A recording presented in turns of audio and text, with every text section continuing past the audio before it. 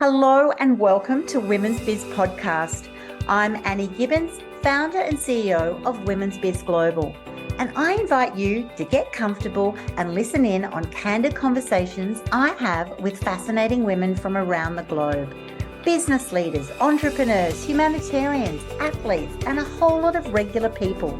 Tune in as they let their guard down and open up on aspects of their business and life journey, how they measure success, and what they have learnt along the way. These conversations aim to inspire you to embrace opportunities and possibilities beyond the limits of your imagination. Reclaim your power, strength, and vulnerability. Stand in your truth and propel yourself towards the life you dream to live. Hello and welcome everybody to Women's Biz Podcast. Annie here, and I am so thrilled to have you joining us for this week's episode. We are going to delve into the world of strategic business growth with a remarkable guest. Her name is Donna Dube, and she is a certified director of operations and a seasoned business growth strategist. So what better person to have on Women's Biz Podcast? She specialises in empowering established online service business owners to really just catapult their businesses towards greater impact and profitability without compromising their personal lives. And I'm all about that. And I know you beautiful listeners are as well. Through her innovative approaches, she helps to transform solopreneurs into confident CEOs, enabling them to thrive while maximizing a balance. And that's what we're wanting, isn't it? Our best balance, our life, our health, our relationships, and our businesses. Oh, it's such a fine art, isn't it? So we are going to glean her insights and her strategies today because I want all of you to elevate your entrepreneurial journey. So let's dive into our conversation. Welcome to the program, Donna. Thanks, Annie. I'm so happy to be here. And what such awesomeness of technology where the two of us can meet like this on totally opposite sides of the world. You know, it's so fantastic, isn't it? I just always just rejoice in the era that we're in because I just get to meet beautiful people such as yourself. And I'm in Sydney, Australia. You're in the US. And we just get to chat along. And all of our listeners around the world get to listen in or watch if they're watching on YouTube or LinkedIn Live. So how wonderful. Yes. Let's dive into talking about a better understanding about the business landscape. So what are the current common hurdles, challenges that you've noticed that small business owners face when they just get themselves entangled? It's so easy to do that in the day-to-day operations. You just get lost in that and you get frustrated in that. So what do you see as the biggest challenges? Yeah, good question. And I think for many of us, this entanglement in the day-to-day happens naturally. So if you're listening and you feel like, yeah, that's me, don't think that you're, a unicorn out there. This happens to a lot of us because when you think about it, when we start our business, we're alone, right? We're the only person in our business and we are therefore doing everything. So we think about CEO, but at the beginning, we're more like chief everything officer. Yes. Right? We got to make the Canva images. We got to make the landing page. We got to write all the emails. We got to figure out this. We got to design the offers, the prices. Everything is under our control. I think what happens though, as we start to grow, we have to take a step back as the leader and adjust our mindset and realize, okay, now I can bring in someone who can help me a little bit. I can bring in someone who can help me over here and over here. And when I bring that person in, I have to adjust my job description because I'm no longer responsible for that detail of that task. I'm more looking from the outside in as a bigger picture. I want to make sure that thing is done, but I want to give my team member the autonomy and the room and the space to be able to do it. And what I need to focus on are those CEO level decisions that only the leader can do. Right? And so it's really that mindset shift that, yes, even though I may only have a couple of contractors working part-time for me, I'm still the CEO. And I need to ensure that I have time each and every week to be looking at my business with the CEO hat on and, making those decisions from a CEO mindset. Yeah, I think that is such a shift and such great advice for all of us, because I know most of our listeners are in the trenches, right? That's it, that CEO of everything, doer of everything. And it's really hard to release that to other people. It's hard to work out, well, what is the most important, what's the order of how you contract others, bring people onto your team. But then initially, so many of my clients, I know yours, would go, oh, I want someone to help me, but I'm still used to doing it all. So I then still micro-check everything. So there's a process there for our listeners of being able to, appoint them appropriately, train them up appropriately, and then let them do their job so that you can do more of yours, which is what I'd love to tap into next time, differentiating that growth from maintenance. All right. So you've been maintaining everything. You now want to grow. You're now freeing yourself up as that CEO, which means that you're wanting to do more CEO things as opposed to all of the day-to-day things. What sort of insights can you share of what distinguishes tasks that directly contribute to your business's growth that aren't necessarily part of the status quo? Yes, for sure. So I like to think of all the tasks that need to get done in your business. We can put them into two big buckets, only two: maintenance and growth. And so things that go in the maintenance bucket are going to be like your email sequences, your nurture sequences, invoicing, bookkeeping, social media, those types of things that, yes, they need to happen in your business. But as you grow, we have to start looking at, do they need to happen by you, the leader? Yes. The other bucket, the growth bucket, is tasks that are directly in line with increasing your revenue. So things like sales calls, if that's something you still do in your business, if you don't have a team or something, then sales calls, JV partnerships, networking, collaborations, right? The actual content of your next offer, program, service, whatever that's going to look like. Teaching. So if you teach in other people's masterclasses or you have webinars that you do. Podcasting, right? Good example here. Annie needs to be the face of this podcast, but she can have other people help her with other parts of getting this podcast out into the world, right? But she can't have her team member come on and do this podcast. Great right? example. And so having those things in your weekly schedule and building time into your weekly schedule for those CEO level tasks is what really makes the difference going forward. And that helps you to then say, okay, but I only have so many hours in the day. If I'm going to be doing podcasting and this CEO level task and that one, what am I going to do with these maintenance tasks? And so there's kind of three areas you can think of for the maintenance tasks, depending on where you are and what stage of business you're on. One, you can delegate if you have a team member or you're ready to bring on a team member. Two, you can look at automations. So a lot of the technology we use today has a lot of automations. And I'm not saying replace the human aspect of our business. Definitely not. We still want that human touch. But there's things we can do in the background to make it easier through automations. And then the third piece is really evaluating, is this task that I'm doing bringing me a return on investment? Yes. And if it isn't, possibly I need to pause or stop this altogether. Right? Brilliantly said. What great strategies as well that you've shared. And that's so true, because we get into this is what I do. Even if it was a podcast every week, like I've got a great example there.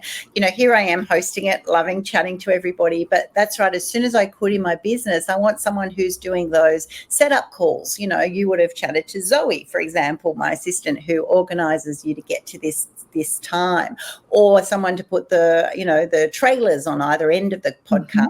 How does it actually happen so that, myself can then be freed up to those growth-centric opportunities? I love what you shared on that third time as well, that sometimes, though, say I was having a podcast every week and no one was actually watching or listening to that podcast, or it wasn't meeting the mark.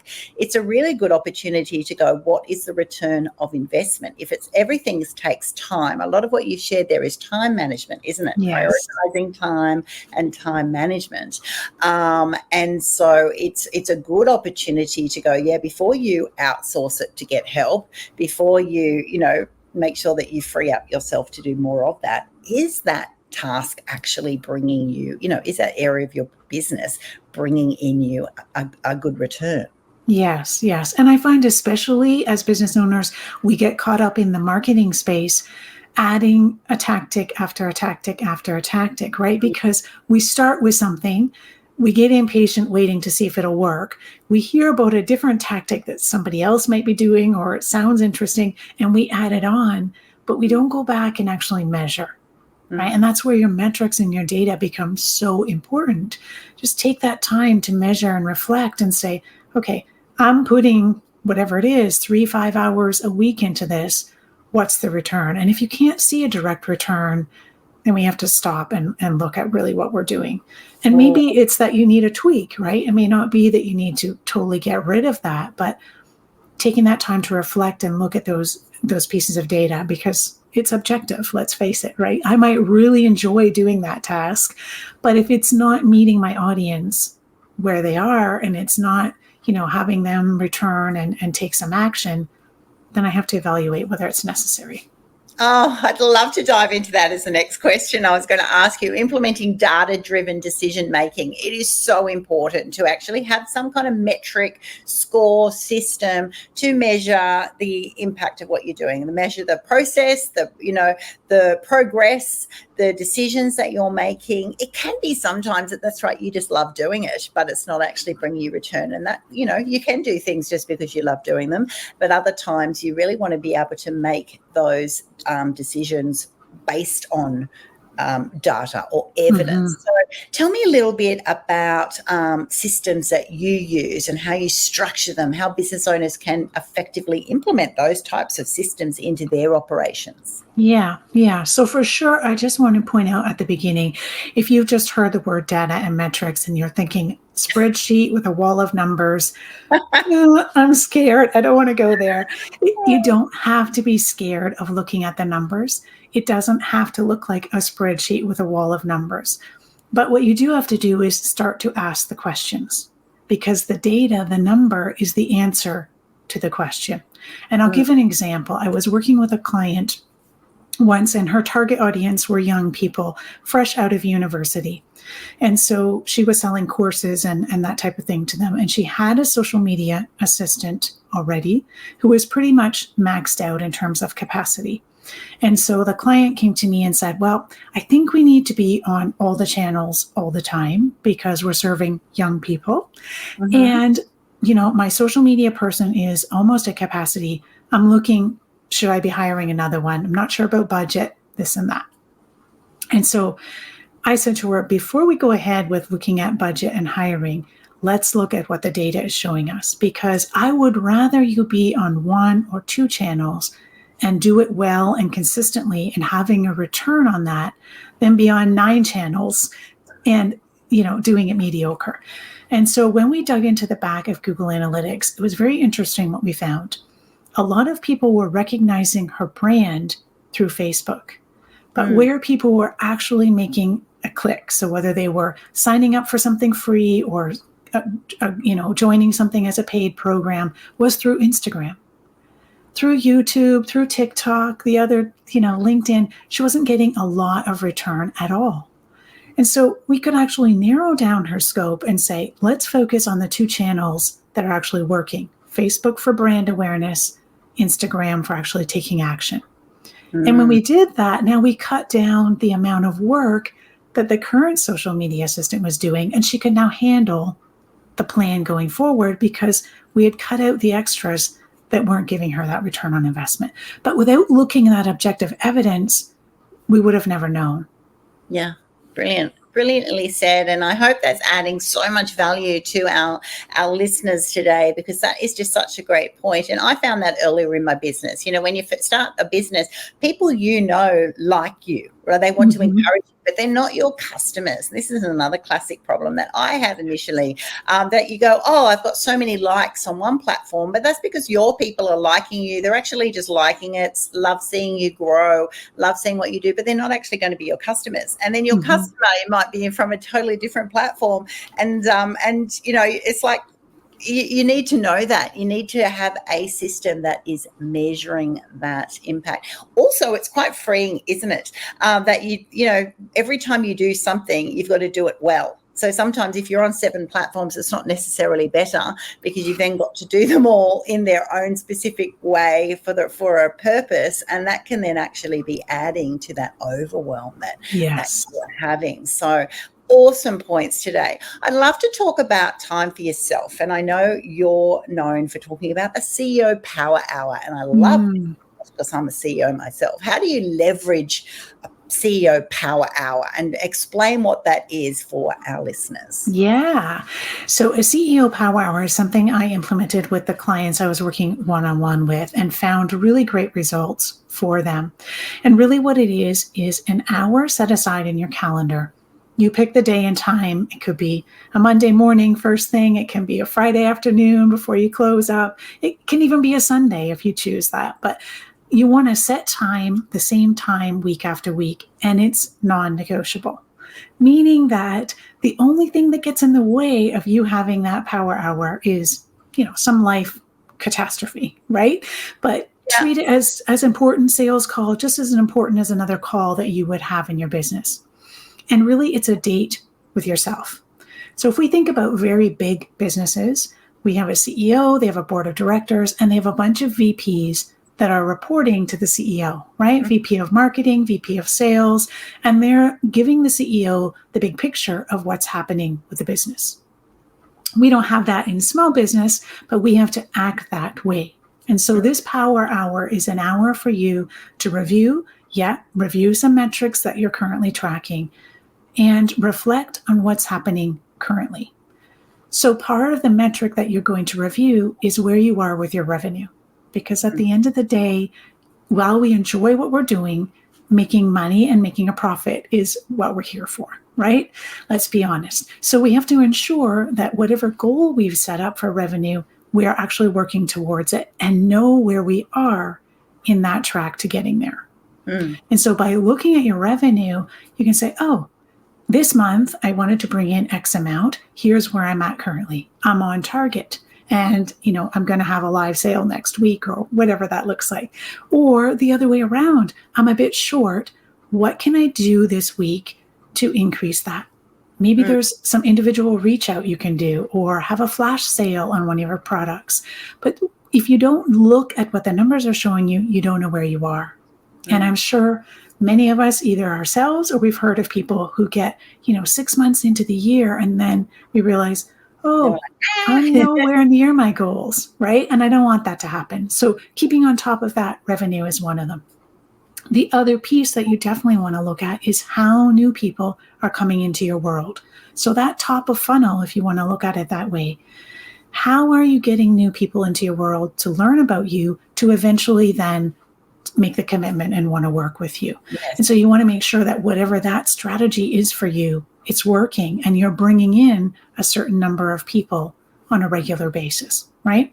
That's how we avoid this feast and famine cycle where, we're busy marketing, we're busy getting new clients, and then we start working with the clients and we kind of drop the ball on the marketing side because we're busy with the delivery side. And so our revenue goes up and down like a yo-yo. Right. And so to help flatten that out, it's not going to be 100% flat, but to help flatten that out, we want to ensure that we're continuously bringing new people into our world and continuously having a chance and inviting them to work with us. Beautifully said, and such a priority. Often we do not prioritize this. It's kind of like, for me, that's one of the things that you actually should have in your diary, blocked out. CEO Power Hour, not negotiable. It's like my husband and I have date night Friday night. We have for 36 years. And it's kind of like, our adult children come over and go, oh, sorry, we didn't mean to intrude date night, because they know we still have it. It's kind of like, it's not negotiable. Do not even enter the room, whatever.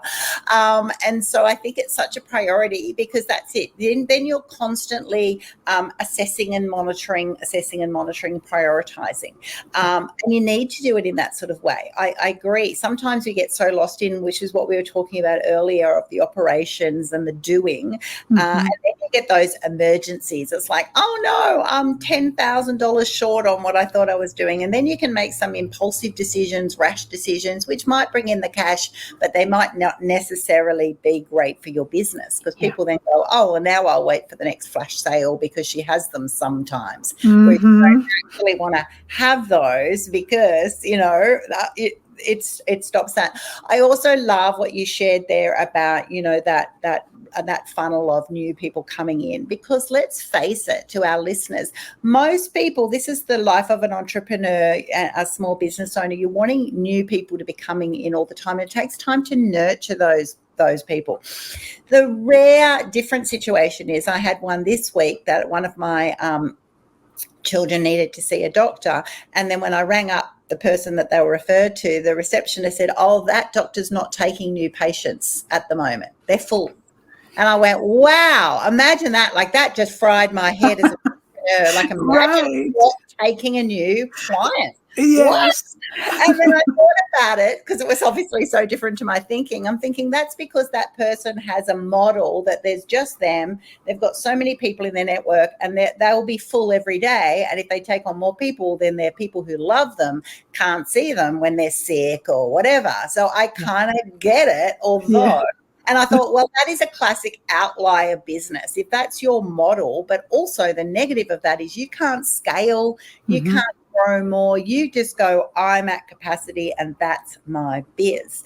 Now, that is not what Donna and I want for all of our fantastic listeners. We want you to go, you know what, the sky's the limit. How can you actually scale as well as grow, but particularly scale and get the advantage of that. So, such a great, interesting experience for me this week, and it really reaffirmed that how important it is for entrepreneurs to carve out that time and really maximize it. I also think, you know, our schedules, as we said before, they get so busy.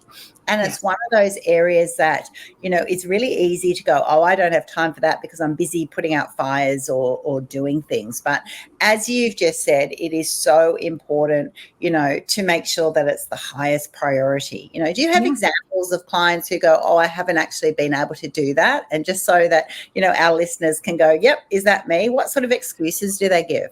Oh, all kinds. Well, I turned on my laptop and my team needed me right away, and I had my inbox was full, and, you know, whatever excuse will come, right? But at the end of the day, we've set up 12-month goals. I like to break those down into 90-day goals and then into monthly goals, right? Beautiful. So if we're looking at small bites of monthly goals, we need to do something each week towards those monthly goals. And if we're not taking the time to look at where we are and what we need to do this week, the week will pass us by, the month will pass us by, right? And we won't be able to then focus on what those goals are.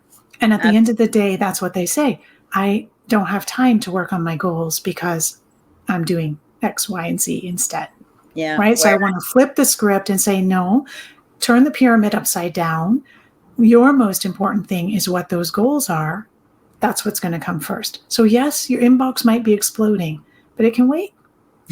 It can certainly wait, because you're making a strategic plan. That's what this is. We're talking about a game plan for success, right? We're personalizing your own game plan for success, right? So that sort of process, is that exactly what you do? Walk us through that. How do you create a personalized game plan that is going to help your entrepreneurs to be able to really, you know, dominate their week and their growth, but they also need to maintain a healthy work-life balance. So there's certain elements that we're going to have to consider when they're developing this plan. Because for the first step, we're doing like focus on your business, get those annual plans, 90-day plans, monthly plans. And then we also have to go, but you've also got a life. Exactly. That's right. And so part of what happens is that we might set our 12-month goals. And when we set our 12-month goals, we have to go beyond just revenue. So when we say, I want a revenue goal of X amount, now we have to dig deeper and say, what services and offers are we actually going to have to reach that revenue goal, right? So, I'm going to do one-on-one, or I'm going to do group, or I'm going to sell this. what are those things? What are those price points? And how many people do we need to get in front of to sell the right amount to be able to reach that goal? Yes. So reverse engineering all of that is kind of the first step. And then from there, we want to look at what a model calendar would look like for you as CEO of your business. So you take a blank calendar, can be Google, can be paper, it doesn't matter. And the first thing, because yes, I believe life is still entwined with business and we need both. So the first thing I encourage everyone to do is write down those non-negotiables for your life into your calendar. So that might be morning time exercise. That might be dropping kids off at school, Friday night date nights, right? Yeah. Maybe you clock out early on Friday, so you have a little chance to relax and then move into your date night. But you block off those things first and foremost. Because if you don't, you're going to get to the end of the week and say, well, I didn't have time. I'm trying to squeeze in this piece and that piece, and it's not happening, right? So put that in first, because you have to be filled up to be able to then serve others. And especially as women, we know this falls on our shoulders a lot, right? So setting up that time. Then from there, we're going to set up the time when your business is actually open. Now, for those of us running online businesses, we're going to say, well, what do you mean open? I don't have a store. 24/7.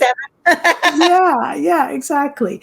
But we want to have a set time when you know I'm working. I'm at my laptop. Your team and your clients also know if they reach out, those are the expected hours they can hear from you. You might choose to do something outside of those set business hours. That's up to you if you do. But you need to have those clearly explained both to your team and your clients so they know that's the parameters that you work in. And then within those business hours, you're going to be blocking off these CEO level tasks.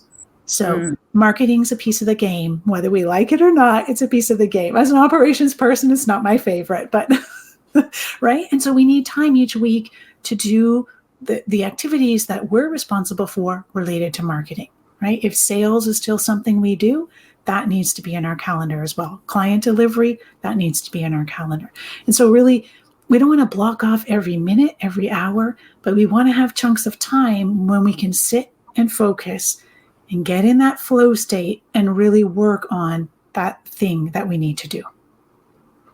So setting up that ideal calendar is helping set up that work-life balance and those boundaries. Yeah, I love that whole focus on boundaries. This is what it is. And this is one of the areas that I noticed for myself over the years, and definitely the clients that I've worked with, setting up these boundaries to protect yourself, to actually keep yourself happy, healthy, balanced. It is such a big, this is a gold nugget for our listeners to actually prioritize that time that you set aside for yourself. It's like, before I do all the business planning, what do I need for myself? That's right. Like I shared my date night or helping out, at the moment I drop my granddaughter down to school, pick her up and bits and pieces. I've decided certain things are important for my life, for my health, for my balance, for my relationships, and actually to be brave enough and bold enough to actually pop them in the diary first and then make them not negotiable. What it does, Donna, is it actually then showed me how much time I really do have. Otherwise, you feel like I've got so much time for my business, because you've actually devalued the importance of things for yourself and your self-sacrifice. And I think I'm going to shout it out here. Women, we self-sacrifice way too much. We go and, I can help everybody. I can do everything. And then you get to the end and the amount of people who are just burnt out, just overwhelmed, it's all comes crashing down. And so one of the biggest learnings I've had is that you do need to prioritize. You need to know what keeps you happy and healthy and balanced, and then prioritize that so that we can then work out what those hours are in our busy schedules that are going to make us then more productive and also just enjoy our time working. So there's a lot of reflection, I think. I'd love you to share a little bit about that, reflecting on your personal growth as well as your professional, setting and maintaining those boundaries that Yes. they really well, align. Certainly I can give an example from myself, because when I started my business, I'm passionate. I really like what I'm doing. And so, yes, I had boundaries on paper, but the reality was I wasn't sticking to them. Because I wanted to keep doing what I was doing. I was enjoying it. It was bringing me joy. right? My family and friends, on the other hand, were not feeling that same joy, right?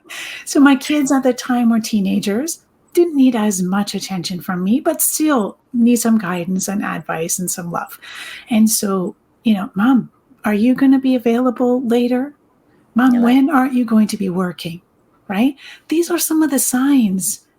Of course, did I see them? No, I was blind to that, right? Kept on barging. I'm busy, go away. Right, right. Oh, just one more email. Yeah. Then eventually my husband said to me, listen, something's going to break here. We need to make a change because we can't keep going the way we're going. And so that was, well, I didn't like to hear it. That was really the stopping point when I was like, okay, I need to look at this differently if I want to grow this business without losing my family and my friends, right? And so, yes, it's a hard lesson to learn, but one that's necessary. And I'm glad it happened before I got to the point of actual burnout, because I was on a track to burnout. I just didn't see it. Right? It's so easy too, isn't it? Because you just get obsessed. It's amazing when you love what you do. I know other people go, how can you get so obsessed about work? I tell you what, a lot of us do, because we've got businesses that we've created that we are just purpose driven. We're 100% passionate. And you can then suddenly realize, that I'm working ridiculous hours for the return that I've got, or there is sacrifice. I remember that. I had a crushing moment like that too, Donna, that when actually, it was my mother. I said, why didn't you call me for something? And she just went, well, you're always too busy. And I went, wow, that's huge, right? It's like, you don't realize that I've obviously said, sorry, can't, got something on, have to do something. But when it counts, you want, that was a priority that I thought I was available for the things that matter, but then it wasn't. And it hurts, doesn't it? It certainly hurts. Yes. And it took, like you say, it took a lot of time to reflect and really step back. This wasn't like, oh, next week I've flipped and I've changed, right? Not at all. And so a lot of these frameworks and things we're talking about now are things that I had to go through to get to where I am now. And I'm not perfect, right? I still have those days, but I want to believe I have the mindset that I can be 1% better this week than I was last week, right? Yeah. And so taking that time to really reflect and review and say, okay, what can I do differently? How can I set up my time so that I'm maximizing it for both myself, my family, and my business? Fantastic advice today, Donna. Absolutely a wealth of information. I hope our listeners have been taking notes. If not, just watch this replay or listen to this replay again, because there's been so many gold nuggets in this conversation. And what I love is that, once you've got that strategic mindset, that game plan for your business and life, and we're all about the balance and being able to really fulfill all of our dreams both ways, personally and professionally, it really is possible, but it's about having clarity around what that plan looks like, how that's going to roll out, how long that's going to take. If you suddenly done that planner with a coach such as Donna or myself, and then realize, you don't actually have as many hours in the day as you thought, because you've now valued the things that are important to you. So it might take a little bit longer, or you may have made choices after this process of, oh, well, I can't do all of them. I might need to do 2 out of 7. Yes. And I might need to refocus what is really important, or what is going to give the best return, so that I can be able to, enjoy, I'm active lifestyle. So I'd go, I want to make sure that I've got that time that I can go out kayaking if my husband goes, let's go out. I don't want to go, but I'm still working on my planner. I want to know that that time has been set aside and it's free, and it's not a competition. It's not competing for time. It's actually allocated time. And that's what I love. It actually is relaxing when you can get to the point that you can, where everything works, and you go, yep, I'm either on or off, and I've chosen to do that. And I think there's a real freedom and peace that comes with that. So to our listeners, it is actually possible. If you're feeling like, that sounds a bit dreamy, Donna and I have both been through your where you're at the moment, and we totally relate. But definitely, what you're needing is probably just need a little bit of help to guide you on what is important, what's not, how to actually get yourself set up in that way. So definitely reach out if you need to.